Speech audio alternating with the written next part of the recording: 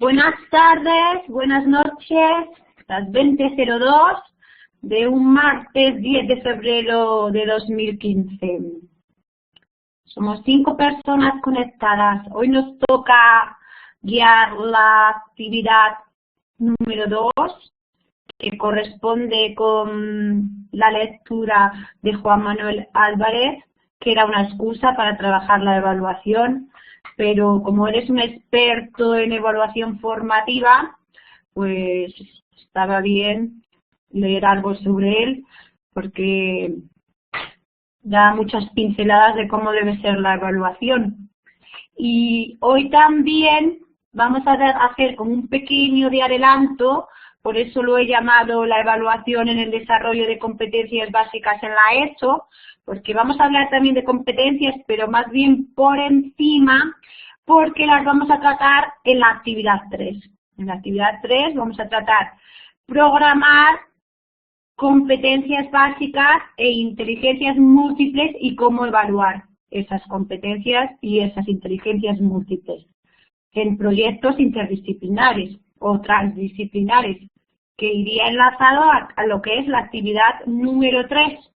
Que la actividad número 3 o ejercicio número 3, que le llamé así, es muy sencilla, porque aunque demos mucha teoría y base práctica sobre ello, en realidad lo que se pide es nada, es como un ejemplo de 2, 3, 4, 5, depende de la imaginación de cada uno, proyectos interdisciplinares y los conceptos que se van a tocar en base a unas actitudes, en base a unos valores.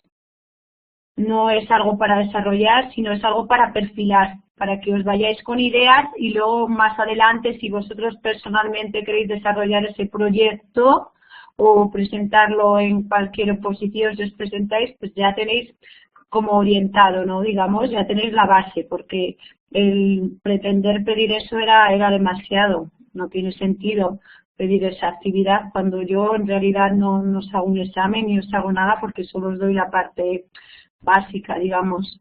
Luego tenéis al especialista que os da vuestra parte correspondiente como profesores que sois de educación física.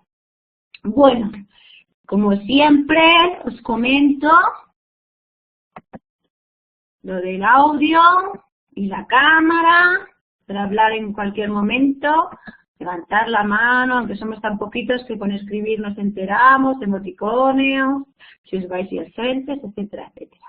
¿Qué vamos a ver hoy? Pues no sé si habéis tenido tiempo de leer la lectura, pero en la lectura 2, que toca el tema de la evaluación, pues se tocan todos estos contenidos.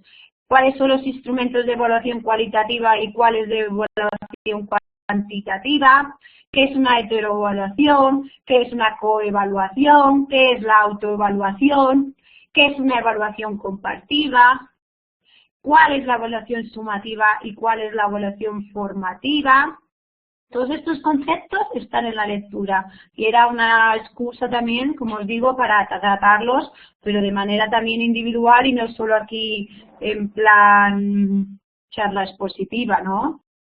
Y los objetivos que pretendo con esta guiada actividad número 2 es, como siempre, que adquiráis nociones básicas que os permitan tener una visión de conjunto amplia de lo que es el tema de evaluación, delimitar cómo debe ser la participación del alumnado en el proceso de evaluación, averiguar cómo debe ser este proceso, distinguir entre evaluación cuantitativa y cualitativa, que vosotros lo vais a hacer también, lo vais a aplicar en vuestro portafolio y en vuestra autoevaluación, y sobre todo, como siempre que se trata el tema de la evaluación, responder a las preguntas: ¿para qué evaluar? ¿Cuándo evaluar? ¿Quién evalúa? ¿Qué evaluar? ¿Y cómo evaluar? Estos son lo que vamos a trabajar hoy y todo lo que se pretende en esa actividad número 2, ¿vale?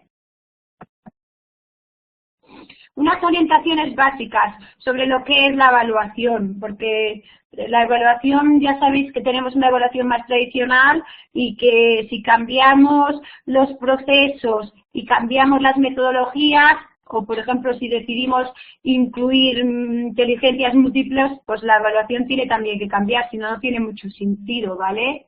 Y tenemos que ver la orientación como, la evaluación, perdón, como un paso más dentro del proceso de enseñanza-aprendizaje. Nos tiene que servir como un instrumento para reflexionar y también para autorregularnos. Autorregularnos quiere decir que tenemos que ver qué estamos aprendiendo, en qué no estamos adquiriendo, qué problemas o dificultades estamos teniendo, etcétera. Y el alumno tiene que ser una parte principal del proceso y tiene que participar plenamente. Si estamos hablando de evaluación, el alumno tiene que participar plenamente.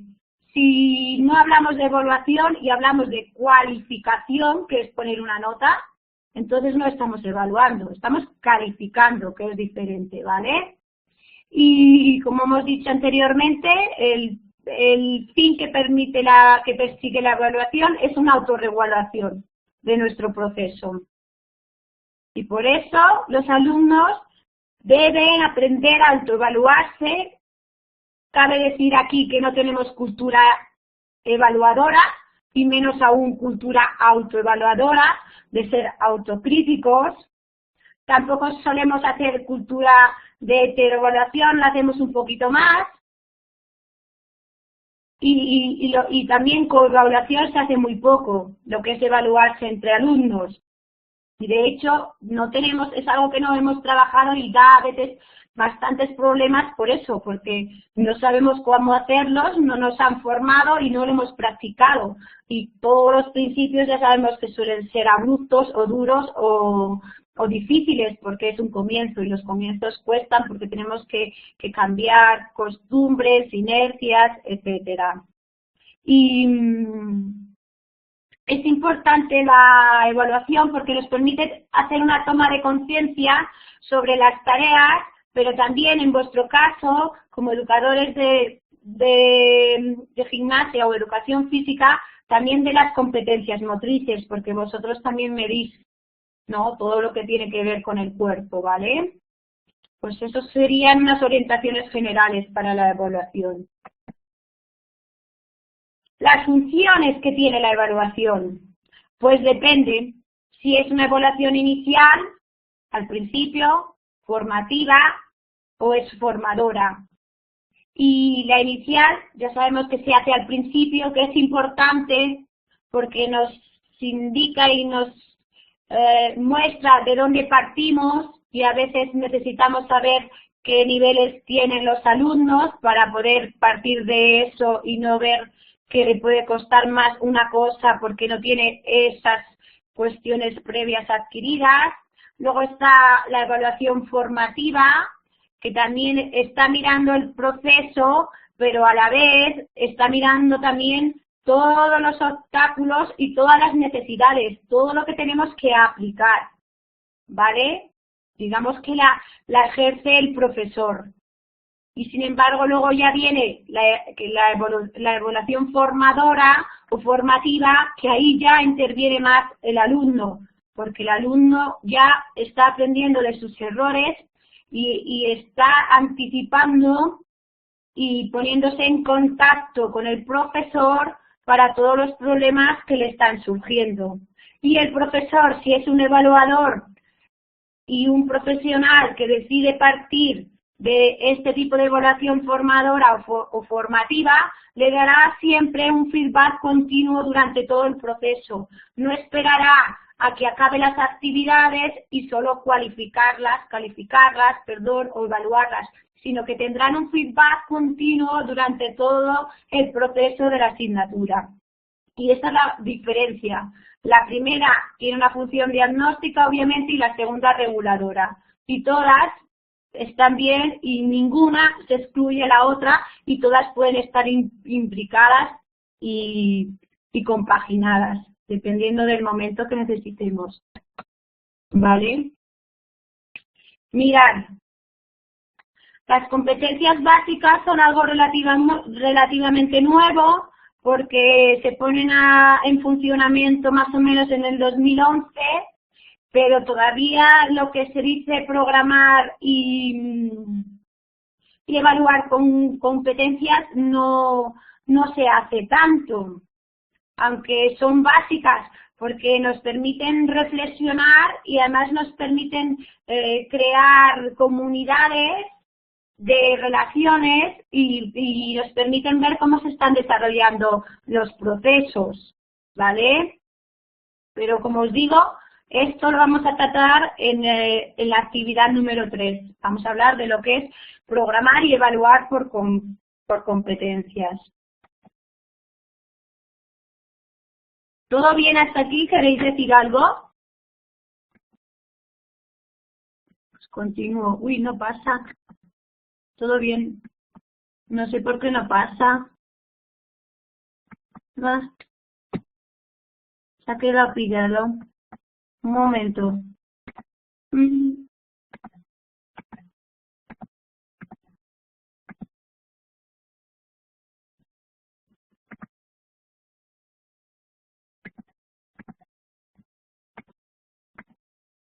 ¿Pero qué pasa? Ahora. Mirar. No sé si recordáis todos los que venís de magisterio, de educación física, no sé si lo habéis tratado, lo que implica evaluar por competencias. No sé si os comentaron que dentro de los conceptos tenemos siempre contenidos que son conceptuales, que se refieren, por ejemplo, a aspectos claves, por ejemplo, un concepto conceptual puede ser la inteligencia. Luego, un contenido procedimental sería cómo potenciar esa inteligencia y un contenido actitudinal sería, por ejemplo, tener una buena predisposición para trabajar esa inteligencia. Y luego estaría también los contenidos factuales, que serían todas las actividades que llevamos a cabo para desarrollar ese primer concepto conceptual. Pues esto es interesante y es conveniente a la hora de programar por competencias. Programar X contenidos conceptuales basados en X contenidos procedimentales y que requieren X actitudes y las vamos a lograr gracias a X actividades o X hechos, ¿vale? Y lo importante que tienen las competencias es que nos ayudan mucho a trabajar de manera transversal e interactiva.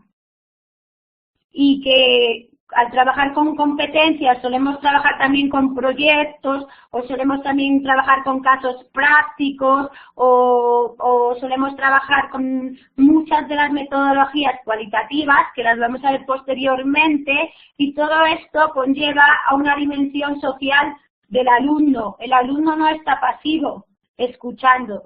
El alumno está interactuando bien en pequeño grupo, con grupos base en los que se trabajan de 3 en 3 alumnos, o bien cuando expone ese grupo base al grupo grande y los pone a los 30 que haya en el aula, o bien interactuando con el profesor, pero siempre hay una dimensión social de los aprendizajes. Los alumnos no están pasivos, siempre están activos.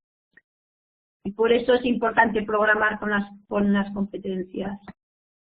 Y mirad, ya las conocéis, porque además en el foro 2 ya habéis estado hablando de competencias a raíz del vídeo de los Juegos Olímpicos, que me parece que estáis haciendo un trabajo muy bueno también en ese foro.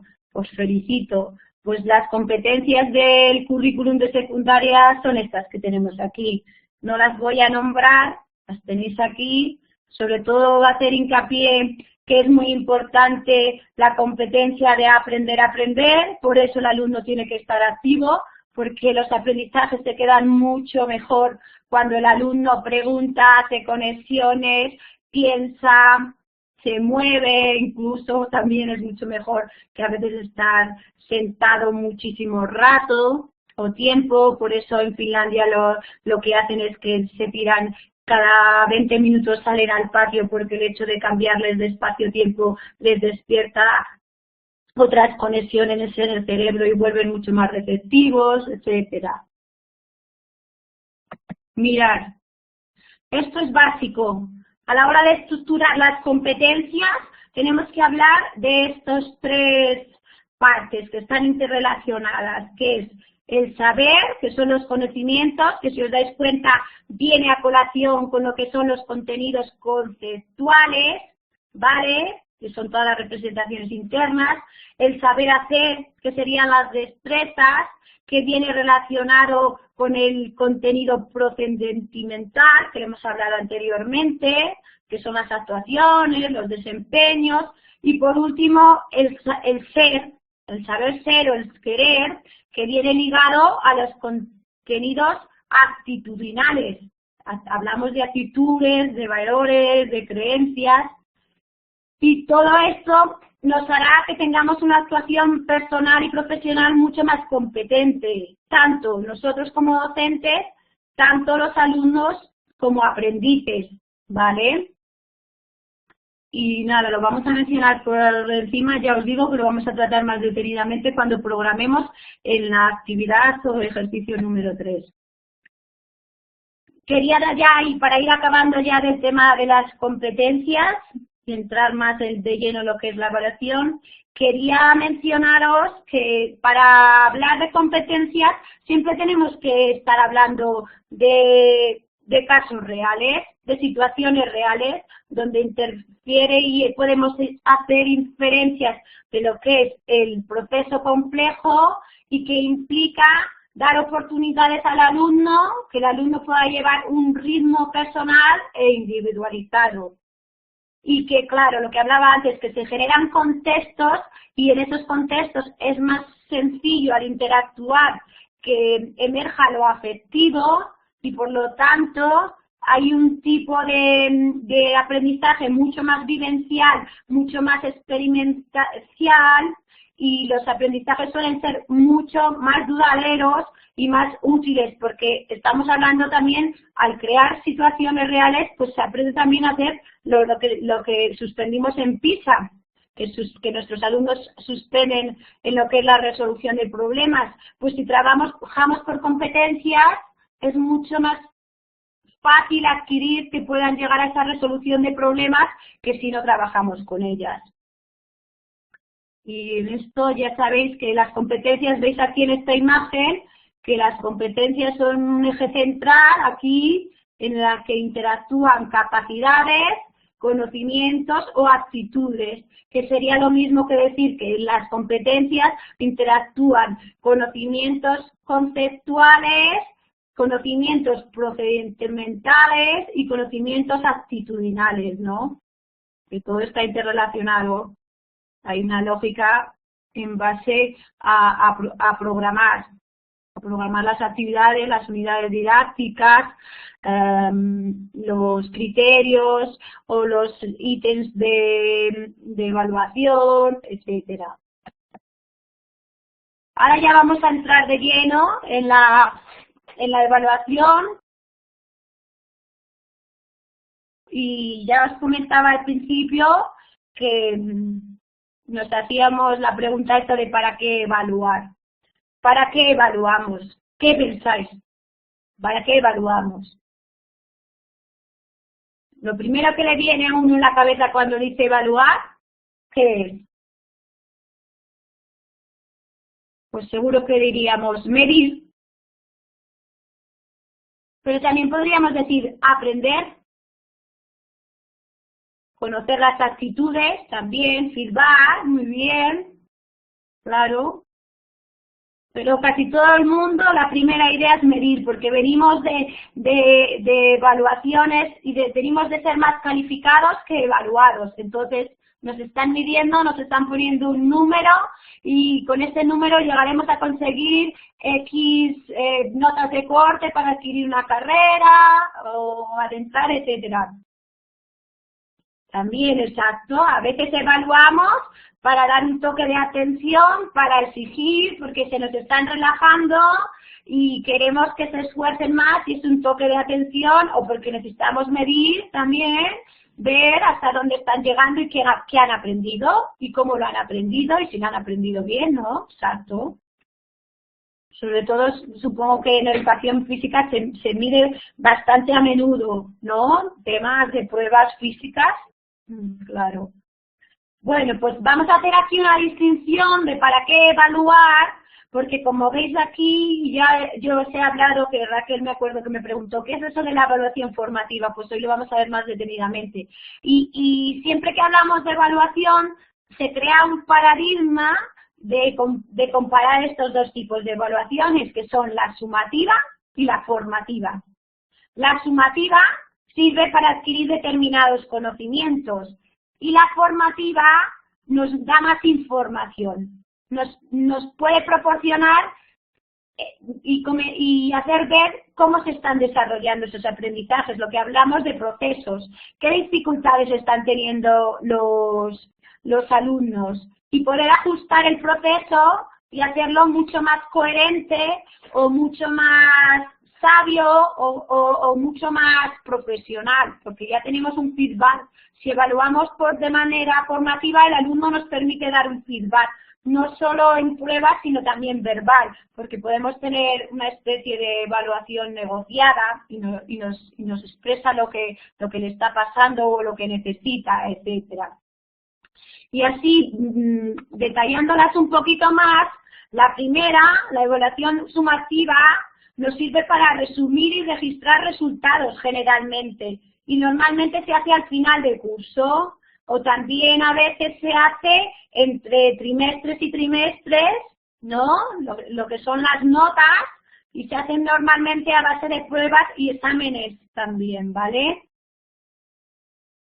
Y a veces también este tipo de evaluación sumativa no solo la hacemos en el aula, sino que lo hacen las instituciones o las empresas, ¿no? Se hacen a ver qué nivel de desempeño tienen sus trabajadores o qué objetivos se han logrado en este trimestre. Pues entonces estaríamos hablando de una evaluación sumativa.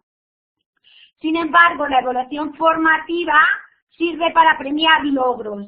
Como estamos dentro del proceso, ya hemos generado unas actividades o unas propuestas y entonces no esperamos a que acabe la asignatura para dar un feedback, sino que lo vamos dando en medida de que se entregan esas evaluaciones y siempre o casi siempre la finalidad es motivar para que se llegue a unos niveles de autoexigencia mayor por parte de alumnos, donde se le muestran las dificultades, pero también se le muestra el camino a seguir para conseguir los estándares más altos que pretende la asignatura.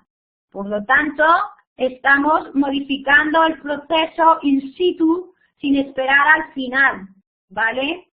Y esa sería una de las diferencias claves. Yo lo haré, yo hago evaluación formativa y además uso la autoevaluación. Vosotros me dais las actividades y yo os doy un feedback una vez que están entregadas para que veáis cómo os estáis desarrollando en la asignatura y qué objetivos conseguís o qué objetivos os faltan o no que os faltan, pero que los podáis mejorar o subir de nivel, ¿vale?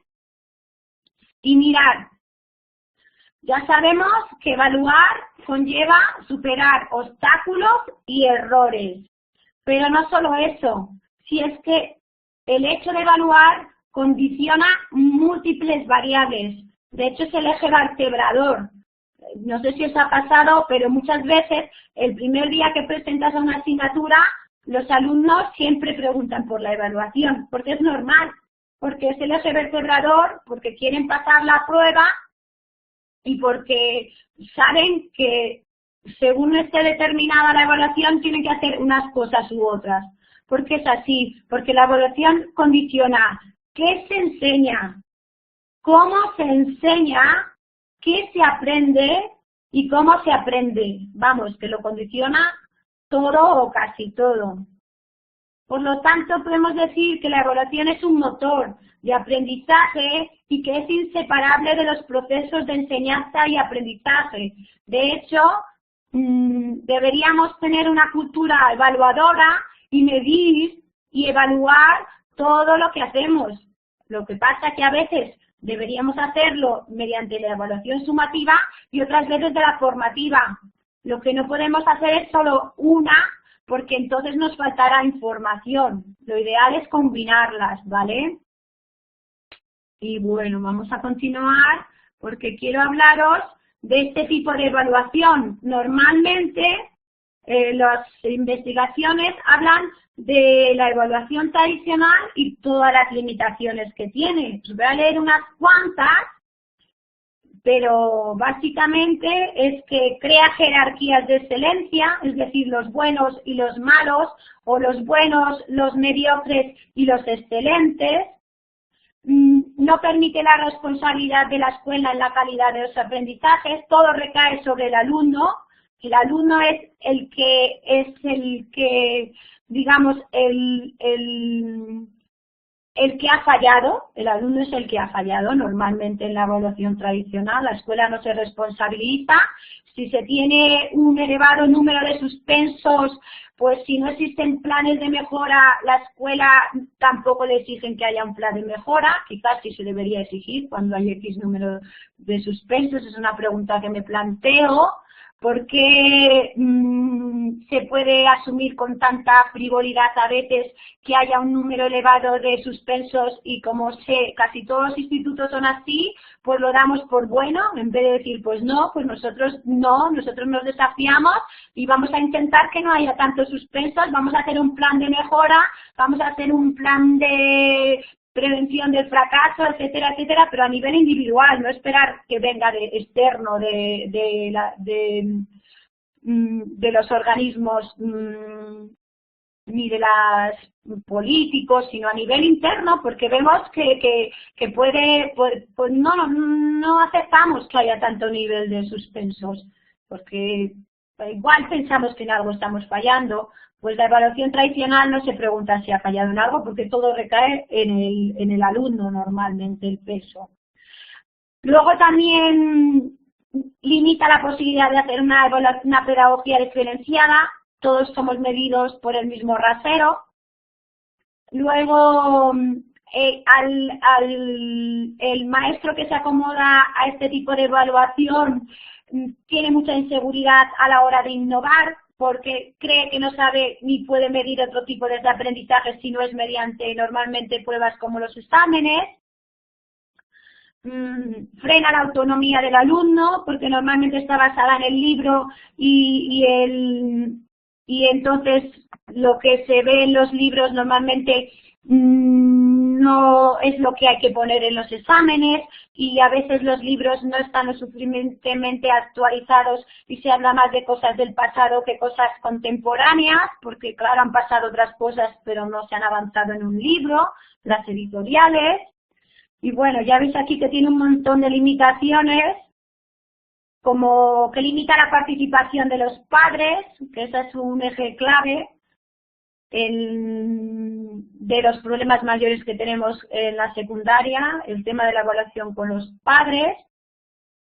Y bueno, aquí tenéis toda una serie de limitaciones, no voy a detenerme más en ella, porque creo que más o menos todos lo tenemos vivenciado, lo que es una evaluación tradicional, ¿vale? Y vamos a seguir para ver su antítesis, ¿no? Lo que se le llama la evaluación auténtica de Wins, que es la evaluación auténtica es como una derivación de la evaluación formativa. En principio nace la evaluación formativa, que es la que incide en el proceso y que da feedback durante el proceso y que intenta motivar para el logro y potenciar los logros y partir de lo que el alumno puede hacer más de lo que el alumno le falta, ¿vale? Y este tipo de evaluación, por el contrario, está destinada a hacer que la enseñanza sea mucho más integral, porque estamos tratando de competencias. De competencias quiere decir que estamos integrando el saber ser, el saber hacer, los saberes conceptuales, todos los saberes, ¿vale? Y sobre todo porque parte de situaciones problemáticas. No suele seguir el libro solo, aunque se puede usar el libro, pero mete otro tipo de propuestas, se trabajan con otro tipo de metodologías, y esto es muy importante también. Otro aspecto que tiene es que se centra en la fortaleza de los estudiantes, lo que os decía, más que en las debilidades o carencias, parte de las fortalezas. Luego constituye un proceso colaborativo, los aprendizajes se discuten, se analizan, se interactúan y luego también se evalúan también de forma compartida, bien por la autoevaluación o la heteroevaluación o la coevaluación, que las vamos a ver más a posteriori en las últimas diapositivas. Luego, esta establece una clara distinción entre lo que es la calificación. No califica porque quien se califica es el alumno que se autoevalúa, ¿vale? Y entonces se discute o se negocia y se pone en paralelo a ver si coincide la visión del profesor con la visión del alumno. Obviamente el profesor está en una perspectiva mayor y ha de prevalecer lo que el profesor piensa, pero ambos tienen que argumentar y justificar la nota que creen que merecen, ¿vale?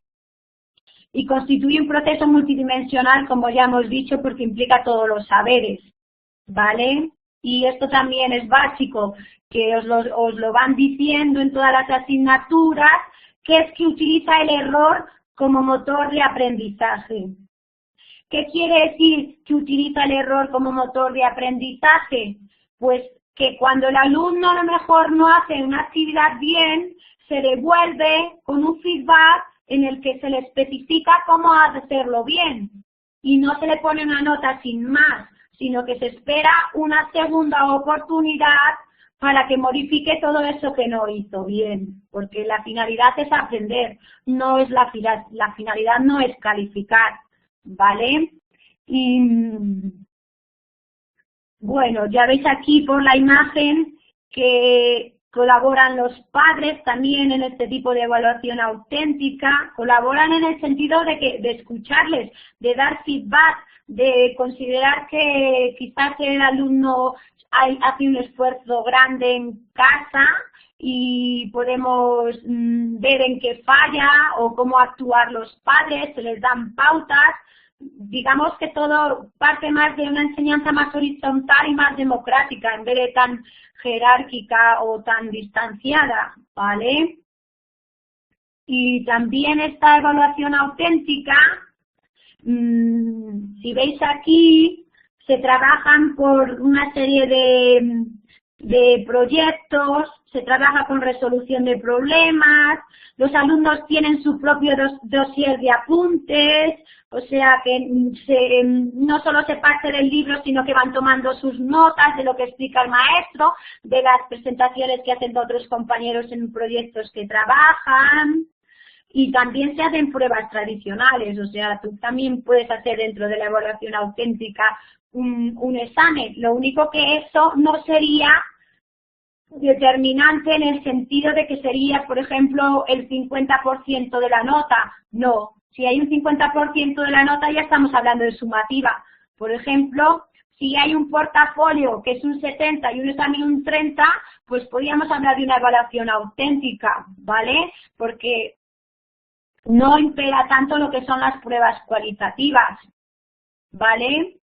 Luego también se pueden hacer resoluciones de casos, trabajar por incidentes críticos, que los veíamos en la videoconferencia del consultor que dimos la semana pasada, los portafolios o carpetas de aprendizaje, que es lo que vais a hacer vosotros, donde vais a incluir una autoevaluación y todos los foros y todas las actividades, y también con simulaciones, ¿vale?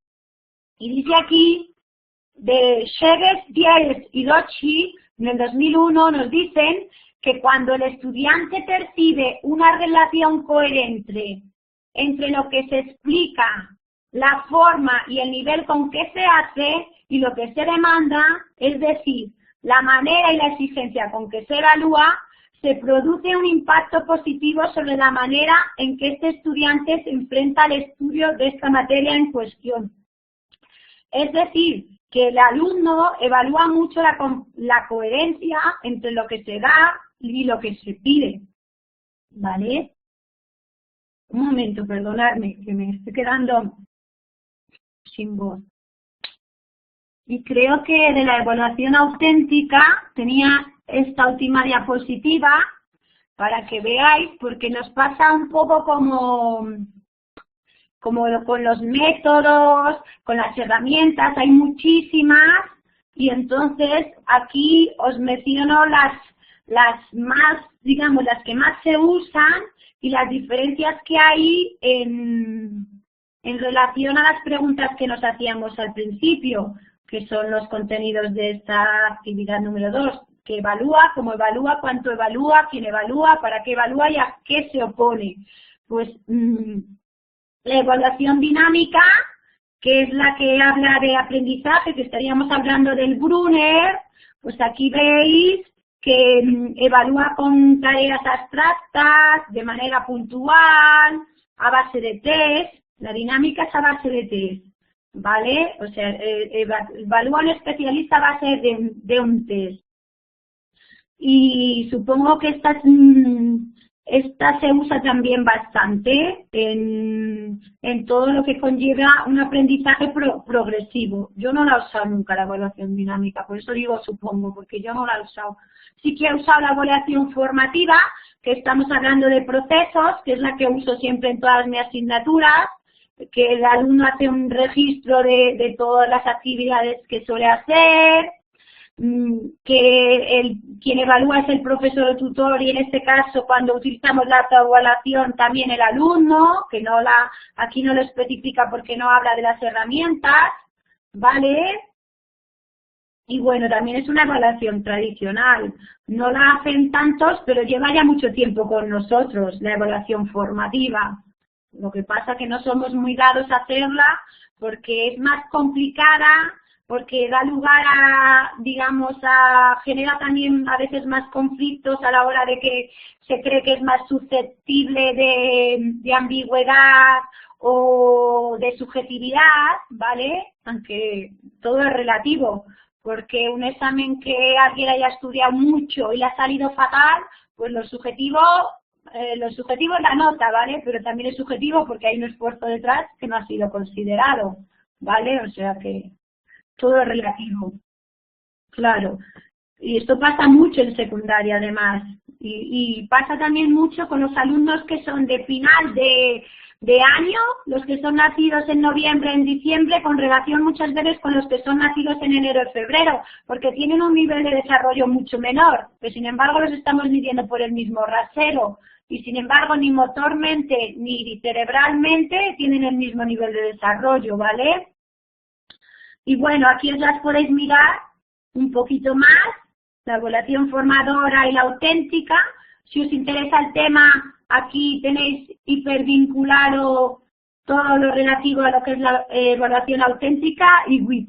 Cuando os pase el PDF, cuando acabemos esta semana, que siempre os paso todo el material usado en un email, en un anuncio, perdón, pues ya podéis, si queréis seguir investigando y mencionarlas o hacer uso de ellas en vuestra práctica, en la actividad 2, pues perfecto, aquí tenéis más información, ¿vale? Y hasta aquí, creo que ya. Bueno, en Italia, nos dice Raquel, hay unos meses en los que se puede modificar a qué curso perteneces, igual habría que planteárselo. Pues igual, o por ejemplo como hacía en el Colegio Montserrat, que juntan a las clases, creo que era de tercero y cuarto, para que se equiparen los niveles y puedan aprender de los que saben más, y entonces puedan estar a la altura o coger todos esos niveles, y también los que son también más espabilados no se sientan que tienen que ir, digamos, a los aprendizajes de los que tienen menor ritmo de aprendizaje, porque los aprendizajes se suman y todos salen más o menos beneficiados. Si tú si trabajas por resolución de problemas y creas grupos bases de 3 personas y siempre dentro de los grupos bases de 3 personas hay alguien muy potente, es decir, el equilibrio está en que en todos esos grupos bases hay alguien muy potente que siempre pueda tirar. Porque si, claro, creas grupos bases y hay mucha diferencia entre esos grupos bases, que en uno has puesto a gente que tiene más problema o que tiene un aprendizaje más lento, y en otro has puesto a los 3 mejores que tenían un aprendizaje más rápido, pues obviamente creas muchos desequilibrios. Pero si tú trabajas con grupos bases de 3 personas y dentro de esos grupos bases siempre hay alguien muy potente, se suelen equiparar los grupos y todo el mundo aprende de esa persona más potente o más hábil para muchos contenidos y se van sumando y todos alcanzan unos niveles muy similares y eso es lo interesante, ¿vale? Y no solo el potente, porque el potente o la persona que es más apta también solo al hecho de explicarse a los demás se da cuenta de todo lo que no sabe o lo que sabe, o sea que no es aquello de que nos haga de maestro, no es que haga de maestro, pero sí muchas veces hace de líder porque sabe, tiene más nivel de desarrollo, ¿vale? Y vamos a ver un vídeo, que llevamos ya casi una hora, para que veáis cómo todo esto que dices, bueno, mire, estos son los psicopedagogos que dicen que hay que cambiar. No son los psicopedagogos, son los maestros de secundaria que ya ven todas estas cosas en el aula y que ven que es necesario trabajar otro tipo de metodologías, programar en base de incompetencias y para eso también es necesario cambiar la evaluación. Y os voy a poner un vídeo de un profesor de secundaria que, bueno, tiene muchos vídeos sobre el tema de la evaluación porque, claro, es que es decisivo para cambiar todo, para cambiar ahora todos los fracasos que tenemos en la secundaria, aparte de la formación del profesorado o de todas las ayudas que necesitábamos o revalorizar también el papel del profesor, de pensar que la educación es importante y que toda la sociedad pensar así, también tenemos que hablar de situaciones tácticas y una de las situaciones tácticas es cambiar la evaluación y lo tiene tan claro que habla mucho sobre ello. Y os lo voy a poner porque es una persona interesante y si queréis también seguirle la pista, pues a base de vídeos da muchas pistas de cómo debe ser la evaluación y lo que hace en sus clases.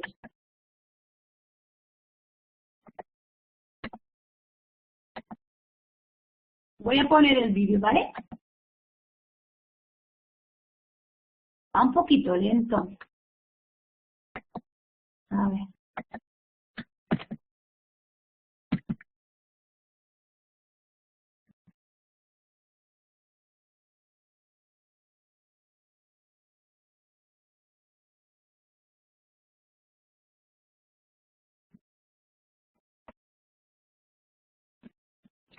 No sé, ¿habéis podido escuchar el vídeo? ¿Qué os parece lo que plantean? Podéis seguirlo en la pista porque tiene multitud de vídeos sobre la evaluación con problemas, vale, gracias Daniel, con problemas muy prácticos, cómo los ha solucionado. Entonces es un experto que ha buscado dar otro tipo de evaluación, pero al ser el profesor de secundaria, pues lo vive día a día y nos sirve de guía. Ay, también quería comentar antes de que se me olvide, no sé si sabéis que existe en LinkedIn un grupo de maestros de secundaria, un grupo profesional de maestros de secundaria que tiene como 800 miembros.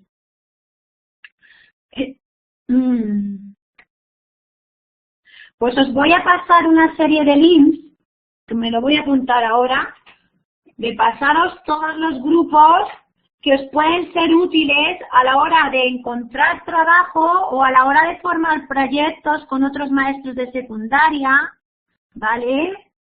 Os voy a pasar redes sociales que os pueden ser útiles, porque no solo se trata de pensar en el aquí y ahora, sino también en vuestro futuro, como hace también Montserrat con sus alumnos. Pues ahí podéis ver muchas cosas y entonces siempre estaréis actualizados. A veces te enteras mucho más en los grupos o en las redes sociales que en los propios, digamos, emails, que te llegue la información antes a tu email personal, ¿vale? Bueno, pues os lo voy a pasar. Esta semana, en el email que os creé con los PDFs, os pasaré todas estas redes sociales que os pueden ser útiles. De acuerdo. Ahora vamos a hablar de cuándo evaluar. De nada, un placer. Vamos a conocer, pues ya hablábamos de una evaluación inicial que tiene lugar al principio del proceso de enseñanza-aprendizaje, que es individual normalmente, pero no necesariamente, a veces puede ser grupal, para ver qué nivel tenemos en la clase. Lo que pasa que interesa hacerla también individual para no crearnos ya, saber muy bien quién tiene mayor problema o que está a un nivel menor, para también valorar los esfuerzos o las progresiones, ¿vale? Y luego también está la evaluación final, que es la que solemos hacer porque no queda otro remedio cuando cerramos una asignatura o cerramos un ciclo, o también cuando te examinas un examen de idioma para saber también si has adquirido el nivel al que te has apuntado, etcétera. Esta obviamente es más selectiva, va marcando a las personas con las notas porque cualifica, ¿vale? ¿Cuándo evaluar? Pues también podemos hacer una evaluación del proceso, que es donde más fallamos. Hacemos bastantes evaluaciones iniciales, hacemos bastantes evaluaciones finales y nos olvidamos del proceso. Y el proceso es decisivo, porque nos está diciendo cómo está el desarrollo.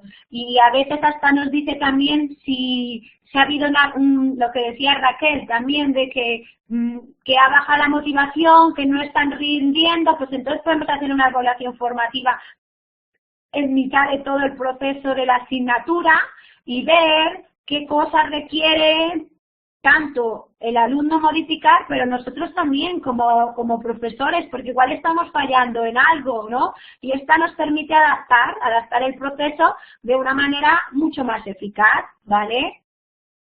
Por eso lo digo aquí, es la evaluación más importante, porque infiere directamente en los resultados de aprendizaje. Y a veces no la hemos hecho y entonces los resultados son pésimos. Pues podríamos igual haber evitado, porque si hubiéramos hecho una evaluación de procesos en mitad de la asignatura, podríamos haber modificado todas las cosas que nos han llevado a ese fracaso, ¿vale?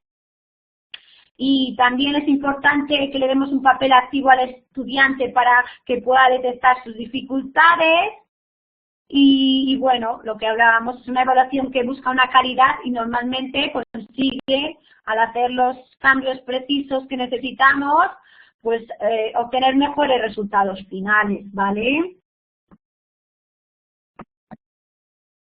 ¿Quién evalúa? Pues normalmente tenemos agentes evaluadores, ¿vale? Que son el profesorado y el estudiante. Tenemos más agentes evaluadores, por ejemplo, en los proyectos de comunidades de aprendizaje también evalúan los voluntarios por comisiones que entran en el aula. No sé si conocéis el proyecto de comunidades de aprendizaje, que entran voluntarios al aula, por ejemplo, los maestros dejan en su horario semanal, permiten que una hora entren voluntarios al aula. Esos voluntarios pueden ser los padres, pueden ser también maestros estudiantes, pueden ser alumnos que estuvieron, que quieren formar parte de la comunidad y no quieren perder el vínculo con profesores que han sido o que son especiales en su vida, o simplemente porque quieren vivir la experiencia. Pueden ser también hermanos menores o mayores de los que están en el aula, sus padres, etcétera. Y entonces ellos también por comisiones nos evalúan el proceso, nos dan un feedback y nos dicen cómo trabajan en pequeños grupos. Y entonces también hay una evaluación formativa que nos sirve, pues bueno, como datos para tener en cuenta. Pero bueno, aparte de las comunidades de aprendizaje, que tienen en cuenta todos esos agentes educativos evaluadores, los más comunes son el profesorado y el estudiante. Os voy a poner un momento, que no sé si conocéis las comunidades de aprendizaje, si no os voy a dejar aquí el enlace.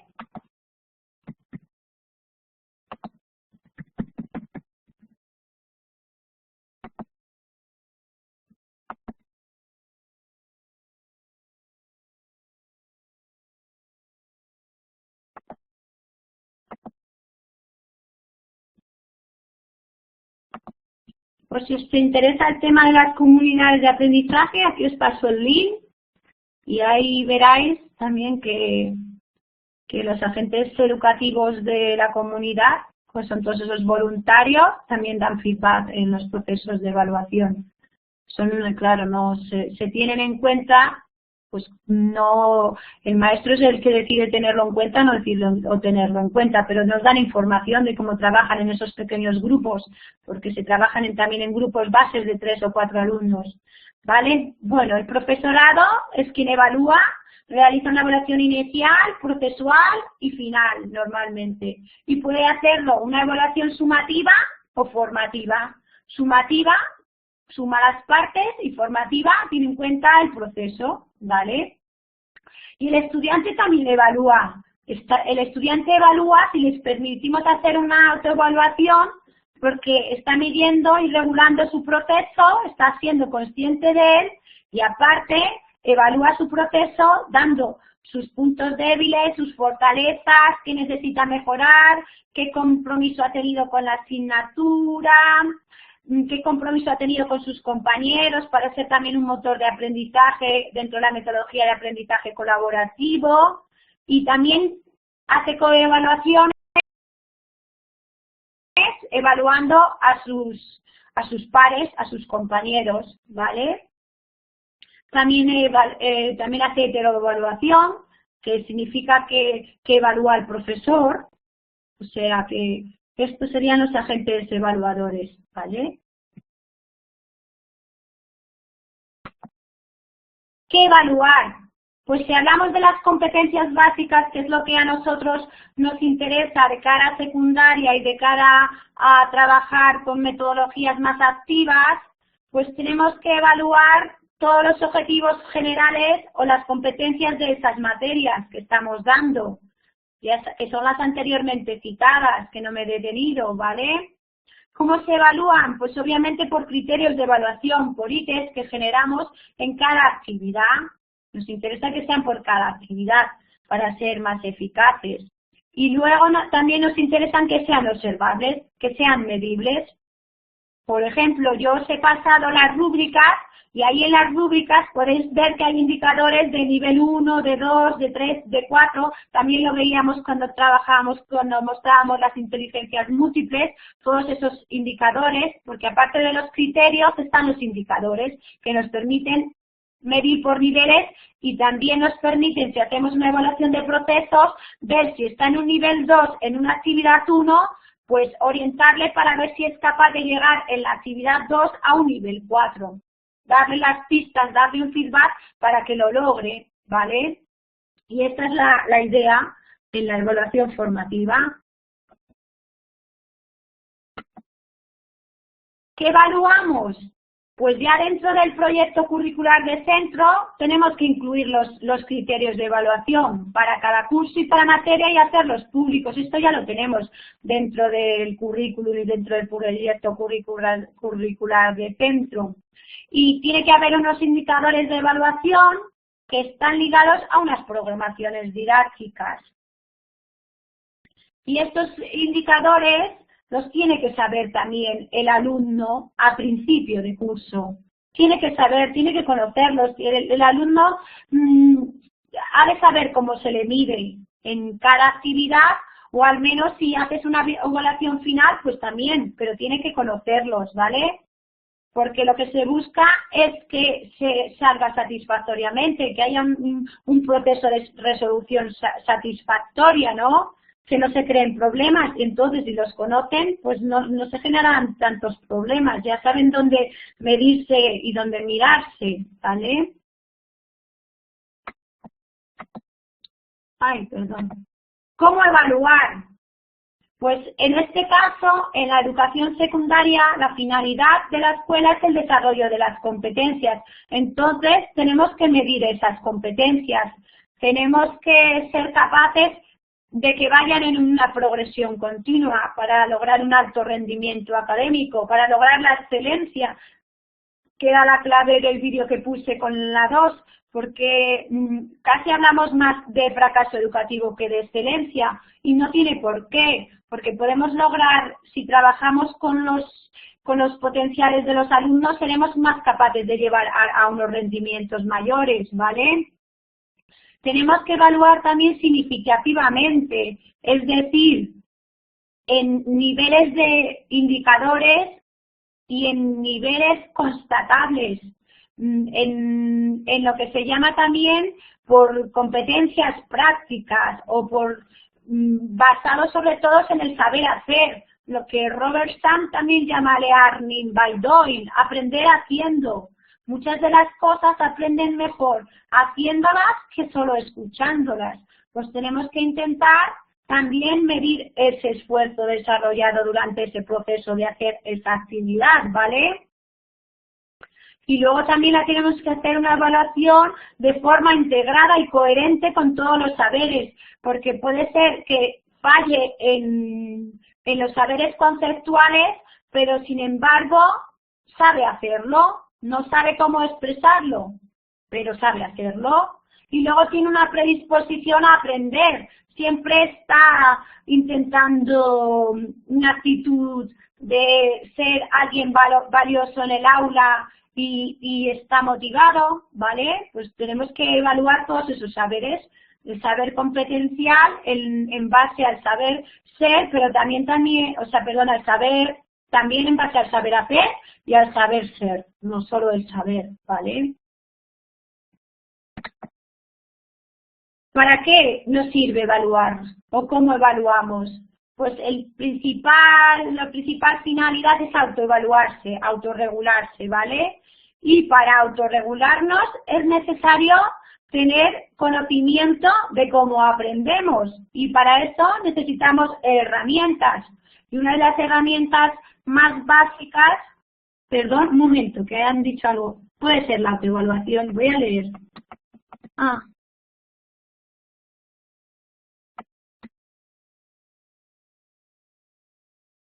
Muy bien, Raquel, que vaya bien, muchas gracias, no te preocupes, que Raquel nos decía que se marchaba, qué bien, que tiene un tema muy interesante, hace tertulias dialógicas con un gran grupo y tiene que preparárselo. Pues a ver si te sirve todo esto.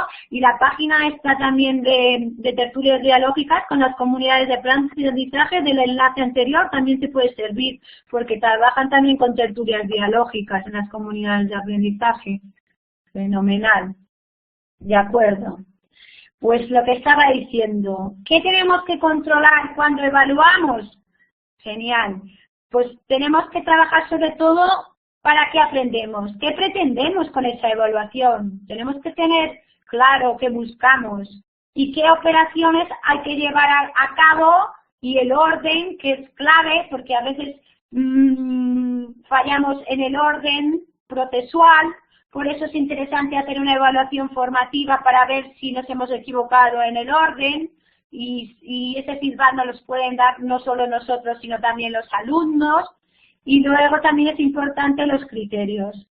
A ver si los criterios están en consecuencia y en consonancia con lo que pretendemos, porque a veces tenemos unos criterios muy elevados y no hemos explicado suficientemente bien la actividad o no la han captado suficiente bien. Entonces tenemos que modificar o bien los criterios o bien tenemos que repetir el proceso, ¿vale? Y por ahora nada más que añadir. Si queréis decir algo, hasta aquí, ¿todo bien? Ok. Todo bien. Son las 21:09, llevamos una hora. Perfecto. Pues bueno, importante que apenas se habla de esto y existen 4 modos de evaluar básicos, ¿no? Como son la heteroevaluación, que esta la hacéis siempre que se cierra una asignatura, tenéis que dar feedback al profesor y el profesor a vosotros, o sea que parte de un nivel asimétrico, ¿vale?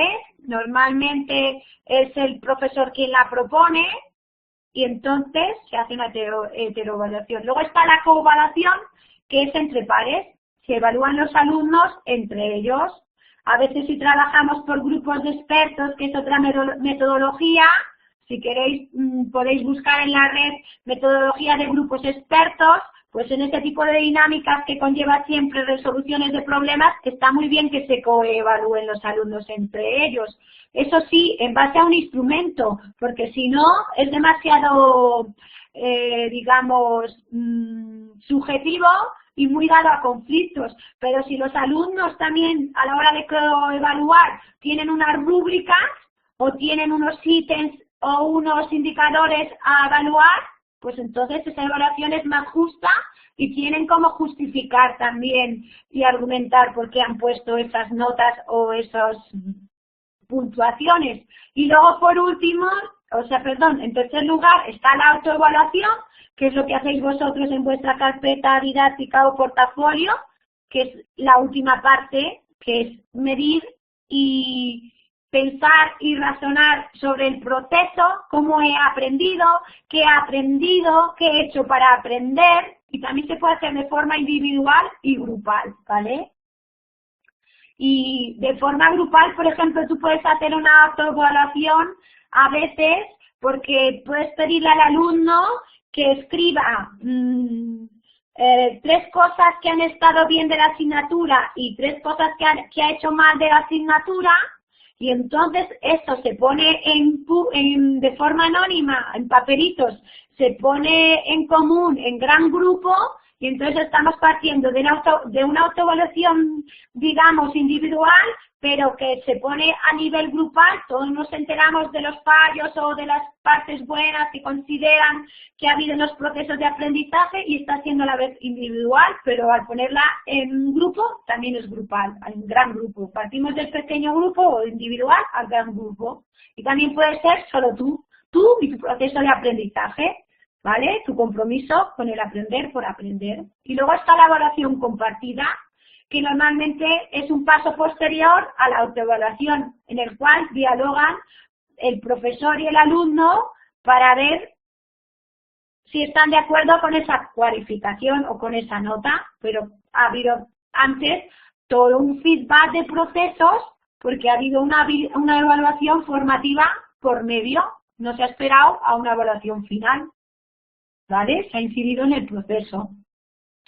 Y como veis, la sumativa no llega más que X va por porcentajes, a cada actividad se le asigna un porcentaje y esa sería la evaluación sumativa, los foros tanto, la carpeta de aprendizaje tanto y el examen tanto. Eso es una evaluación sumativa. Si ya incluimos un proceso de autoevaluación o de coevaluación, estamos hablando de una evaluación formativa. Formativa en la que el alumno también opina y hace una evaluación compartida y se autoevalúa y pone una nota que normalmente puede ser cuantitativa y cualitativa, ¿vale? Valora también qué nota se merece poner, pero también valora cómo ha conseguido y cómo ha llegado a esa nota. Y lo argumenta y lo justifica. Mirar.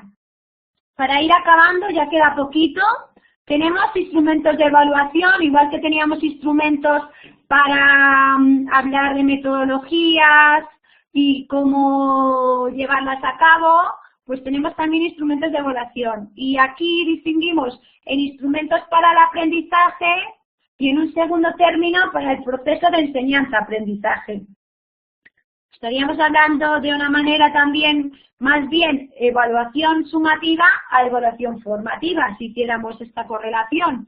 Y en pruebas para el aprendizaje podemos hacer pruebas escritas y orales, podemos usar cuestionarios, podemos hacer trabajos prácticos, mapas conceptuales, la observación en el aula, también podemos hacer plantillas de observación, pero si pasamos al proceso ya son más específicos, son más, digamos, enfocados, que parten más también de la visión donde el alumno participa más. Esa sería la diferencia, que en este caso el alumno también participa dentro de ese valor de la autoevaluación o de la evaluación negociada o coevaluando a sus pares, ¿vale? Y aquí tenemos también cuestionarios de coevaluación, contratos didácticos, que sería el contrato también de contingencias, que nos hemos comprometido a conseguir X actitudes, X niveles, y entonces tenemos que ser consecuentes con ese contrato que firmamos, con ese con ese acto de confianza, porque implica un acto de confianza. Y luego está el portafolio, que es el que hacéis vosotros, que en las humanidades y en la enseñanza también superior, pues se está poniendo muy actual, porque se ve que que implica mucha autonomía y se busca eso, que el alumno se sitúe en la competencia también del aprendizaje autónomo, ¿vale? Y luego hacemos también otra segunda distinción en cuáles son los instrumentos de evaluación cuantitativa y cualitativa, ¿vale? En cuantitativa tenemos pruebas prácticas, que serían los exámenes normalmente, o también para medir un tipo de actividad que has hecho y a ver hasta qué punto han logrado entenderla, las hojas de observación, las escalas descriptivas, las escalas de observación, ¿vale? Los exámenes, como os mencionaba. En la cualitativa ya hablamos de mirar los procesos y entonces vemos también un diario de clase. Un diario de clase que ahora comienza a usarse bastante en la asignatura de lengua porque se han dado cuenta muchísimos profesores que los alumnos no saben escribir y se sale de la secundaria sin saber redactar, sin saber argumentar. Entonces por eso se lleva un diario también de clase, que lo puede llevar tanto el profesor como el propio alumno de su proceso, de lo que ha hecho, qué ha sentido, etcétera.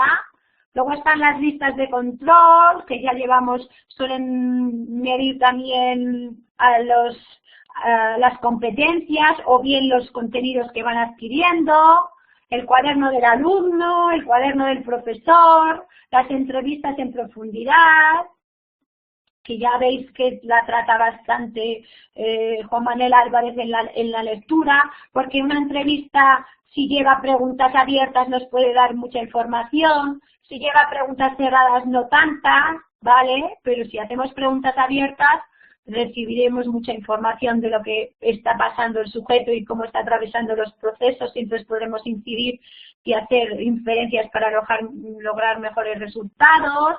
También las discusiones, que serían herramientas e instrumentos de evaluación cualitativa, los debates, los foros, que a veces pretendemos que el alumno haga esto pero no lo evaluamos. ¿Por qué no? Si es un instrumento de evaluación cualitativa, ¿no? Generamos pero no los medimos. Pues sí, porque ahí están.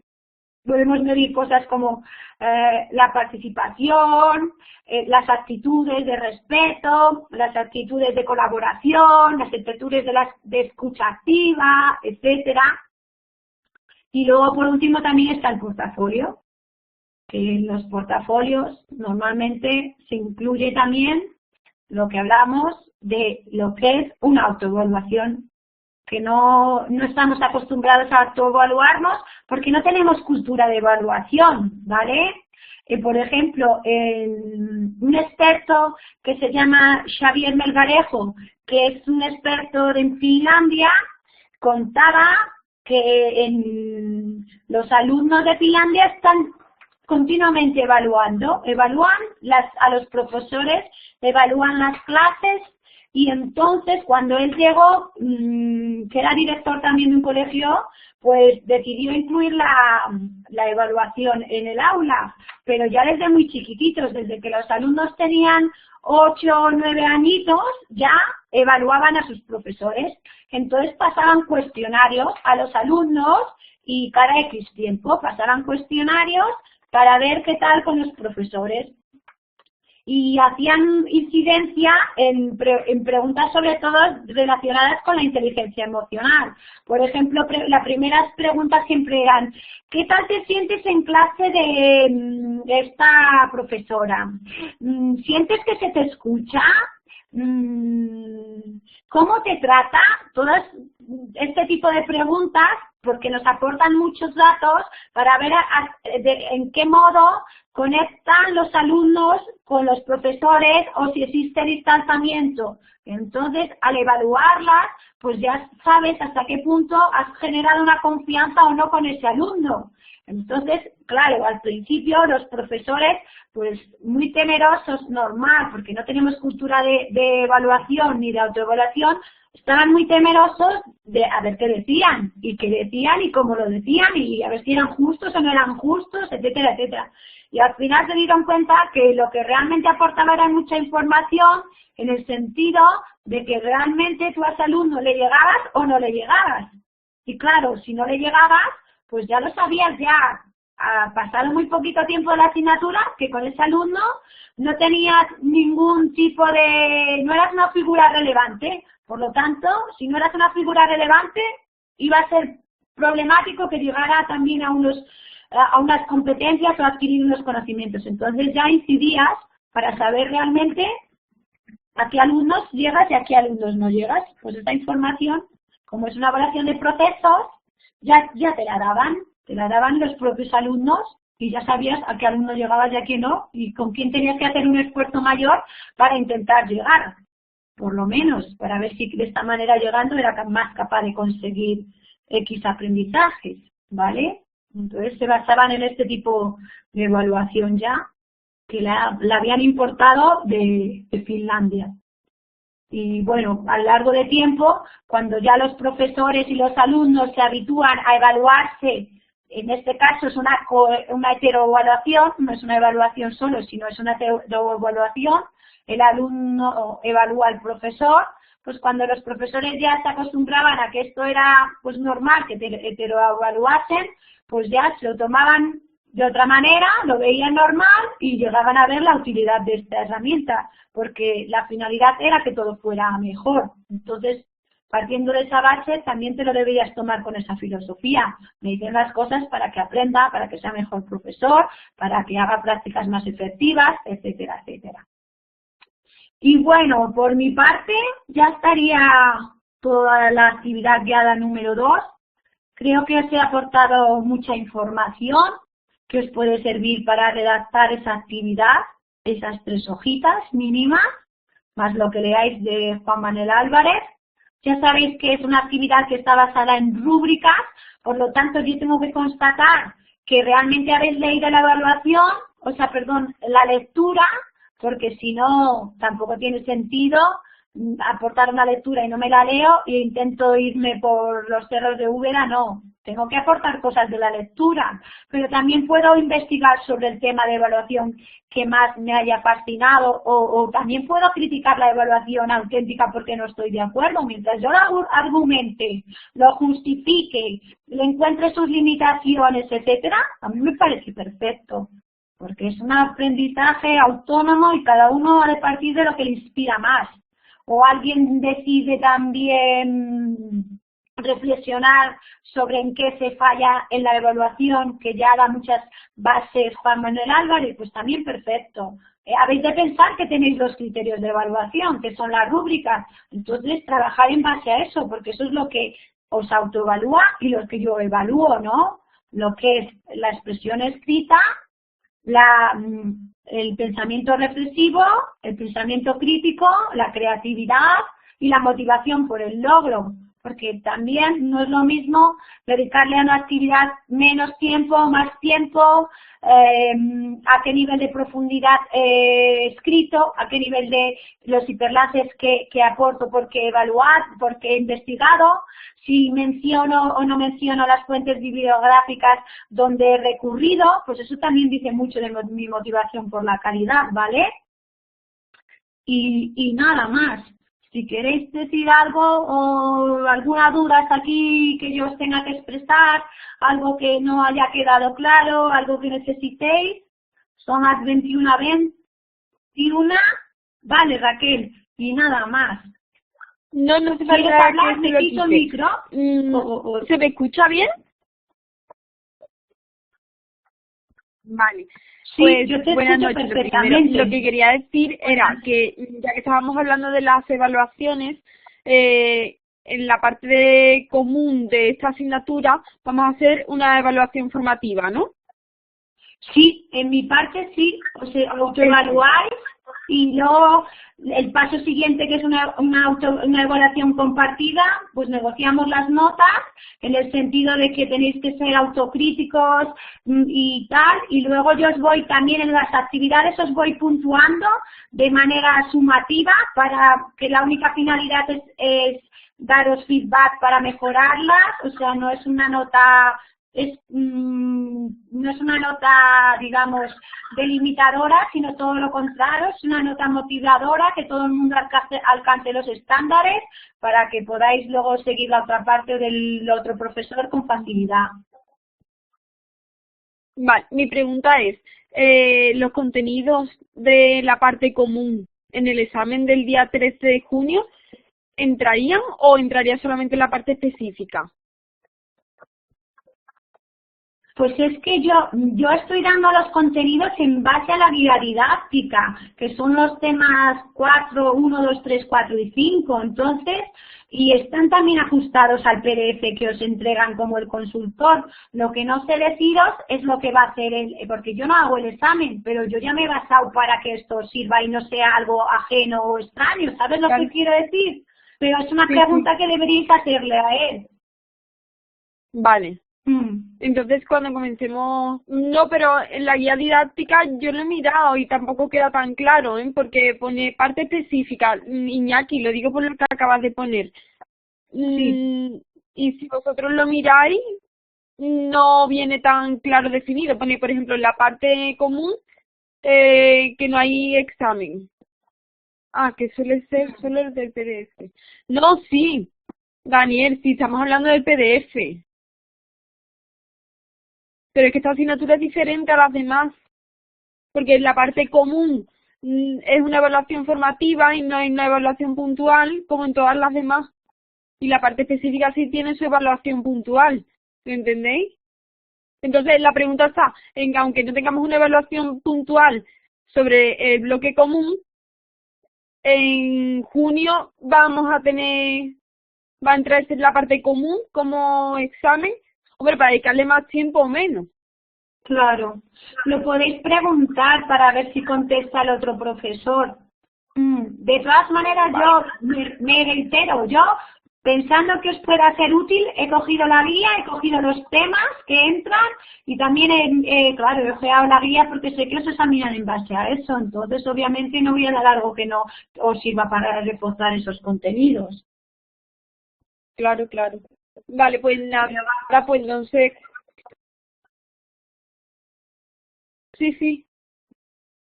No, nada, es que no sé qué más que decir, porque Vale. no tengo contacto con el otro compañero. Con el otro profesor. Sí, por eso estaría muy bien. Yo creo que estaría perfecto escribir en un foro y si no yo también me puedo mandar un email y le digo, mira, los alumnos tienen estas dudas, ¿podrías entrar en el foro por favor y resolverlas? Y ya está, fenomenal, ¿no? Sí, vale. Pues nada, pues muchas gracias, Carmen. A ti, gracias a ti y a vosotros. Buenas noches. Buenas noches.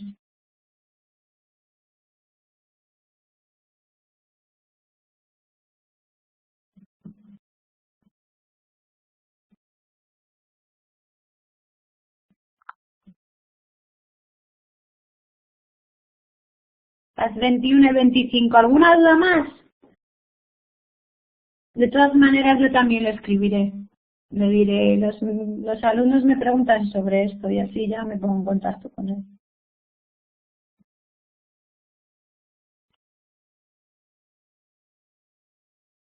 Hasta luego, buenas noches. Perfecto. Iñaki, Raquel. Adiós, Daniel. Buenas noches. Agur, agur. Buenas noches.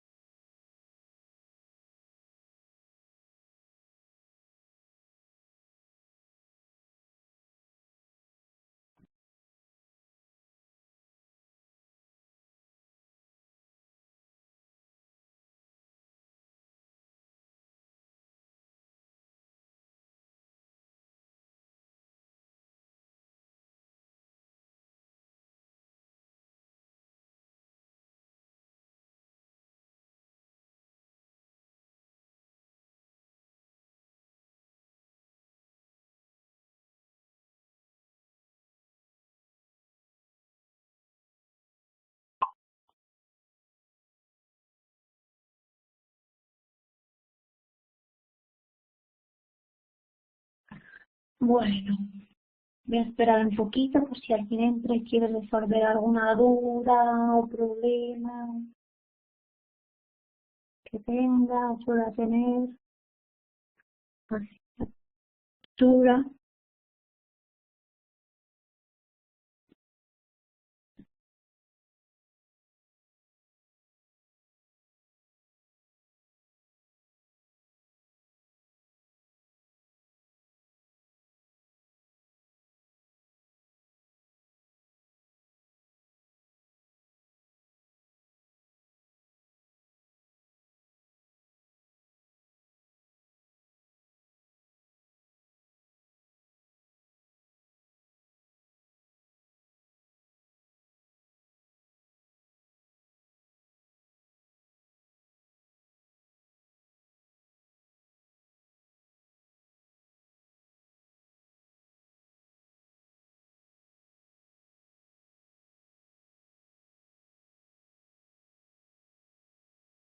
Voy a cerrar aquí.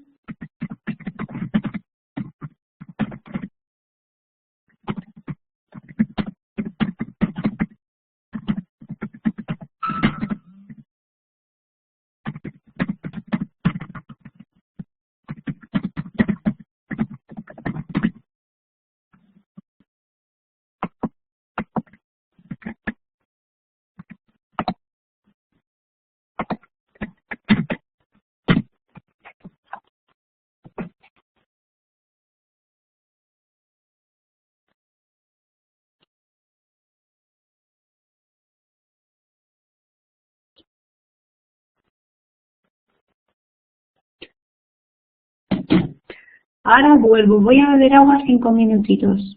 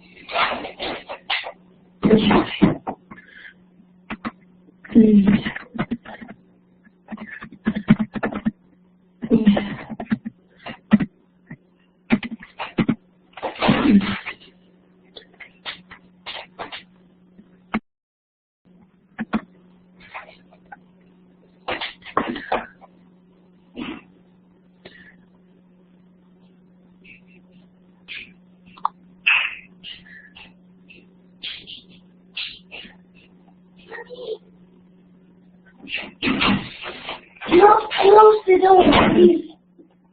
Porque todavía no se terminó.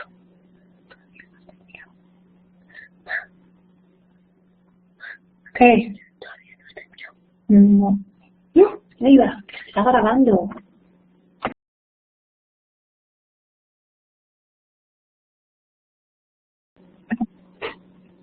Bueno, son las 21:45, lo dejamos aquí, parece que nadie entre. Muchas gracias a todos por la asistencia, hasta la próxima, que tengáis buena semana. Nos vemos el jueves, creo. Muy bien, hasta entonces.